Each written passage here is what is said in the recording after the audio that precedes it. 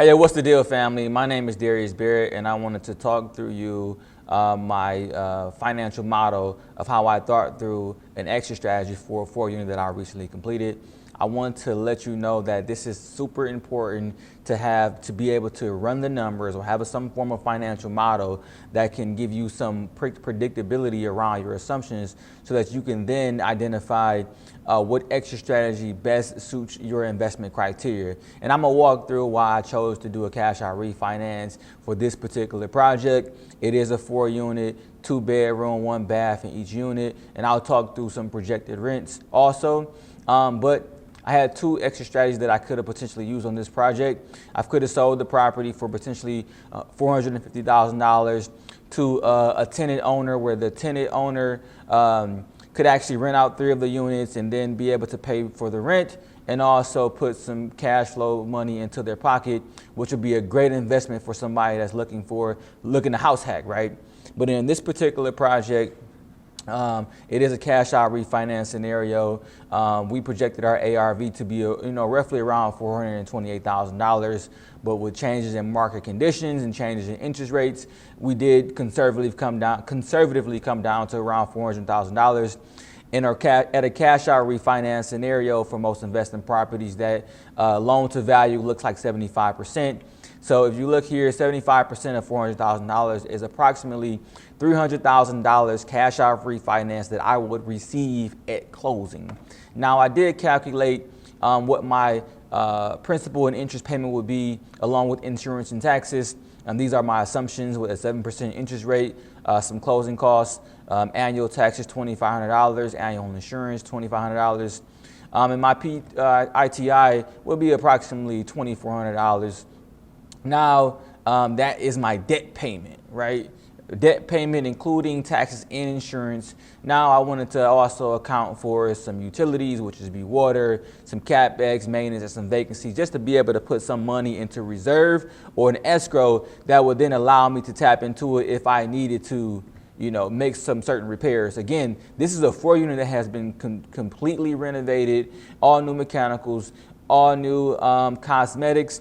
It has been completely refurbished. So the level of maintenance that I probably would need to put into this property will be minimal. That's why you see a smaller CapEx amount, vacancy amount per month, which I may increase depending on it. But at these numbers conservatively, I'll show you how my strategy to actually keep the property made more sense versus me selling it. Now, my revenue, number of units is 4. Rent per unit is $1,250 currently. We already have one tenant that has already signed a lease agreement at $1,250, and they'll be moving in at the beginning of the year. So we plan to keep our rent around that $1,250 mark based on market conditions, and if there's a little bit slower turn. Right now we're in the slower season when it comes to rental, which is around the December to February mark. It starts to pick up late January, early February. So we'll see what the market does. It's 4 units. I'm confident I can get approximately around the $1,250 mark. If I need to go down a little bit, that's perfectly fine. I have accounted for it. But let's just say each of the units are $1,250. That would give me a gross rent of approximately $5,000. And if you subtract the revenue minus the expenses, including debt payments, insurance and taxes, and other CapEx expenses that you will need to account for, I could potentially cash flow anywhere between $2,100, and if I increase some of the expenses or my debt payments are a little bit higher, anywhere between $1,500 to $2,100. In this specific scenario, I have a cash flow of approximately $2,100, right?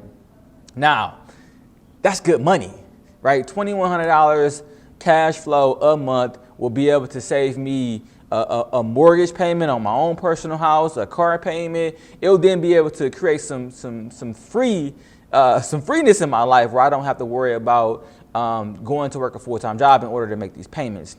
Now, that's just the cash flow numbers. Now, also, I already highlighted that on a cash out refinance scenario, I will be receiving $300,000. On this particular project, I raised approximately $165,000, which I owe 20% on that $165,000 to my investors.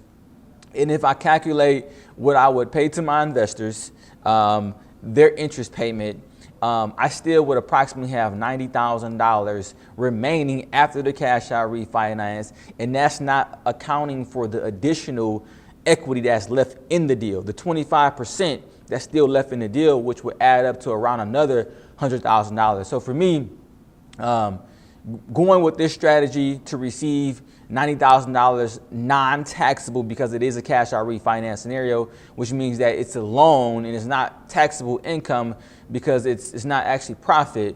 But I still would have essentially, it's still the same strategy, right? I still would have received, based off these numbers, I still would receive the same $200,000 if I sold the property, but I get to take advantage of the tax benefits because I now have non-taxable income because it's a loan, and then I have $100,000 worth of equity in the property that can still grow over time.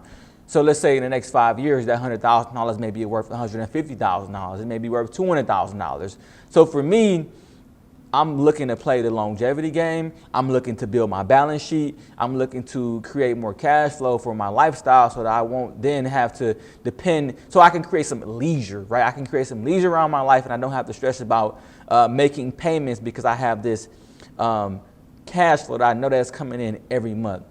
So I wanted you all to kind of understand the numbers. This is the most simplest performer in regards to performers. I have put together more challenging, more complex performers, but high level, this is how you should be understanding your investment properties. This is how you should be understanding how you're going to determine your exit strategy, because some exit strategies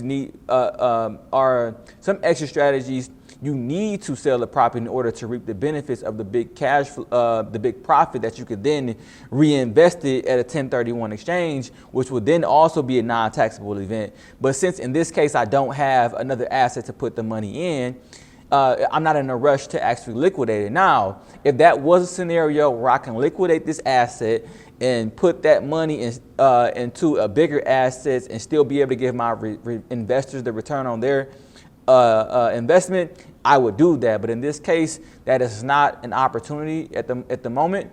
So I went with the cash out refinance scenario. Get good at running financial models when you're investing in real estate. It is a little bit easier when you're running single families.